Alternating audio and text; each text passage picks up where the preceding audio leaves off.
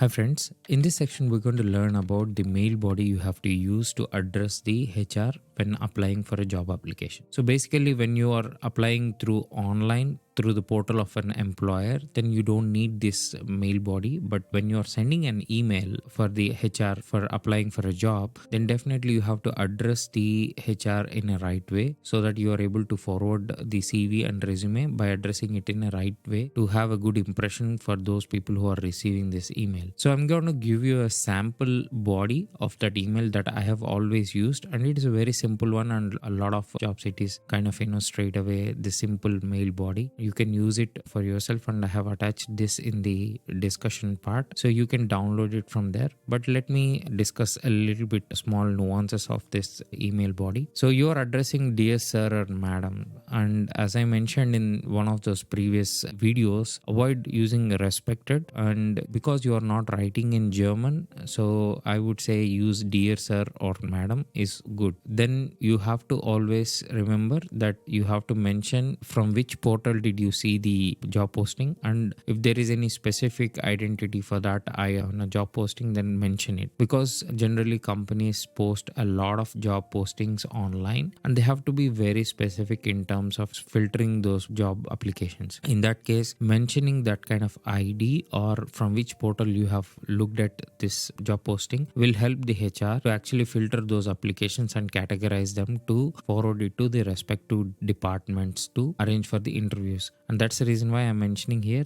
You can see this is in regards to the advertisement posted on job boards with the reference number. So if you have something like that, even if you have spotted something on Stepstone or LinkedIn or Zing platform, then always remember just post that ID if there is any. If not, just mention this site of the job posting where you have found it. And when you are also mentioning about the particular role of that particular position, that is very important. When you don't mention the role, they'll be confused for which role you have actually applied for. So it is better to mention the role as well, and then give a little bit background about yourself in 1 or 2 sentences, not more than that. Then you can always mention what are the attachments you have put. So mostly I generally send the covering letter and resume, and if there are people who are asking especially for the scan of your certificates and your awards or recognition, whatever, I generally put them into one PDF and send all those attachments. So basically I send covering letter and resume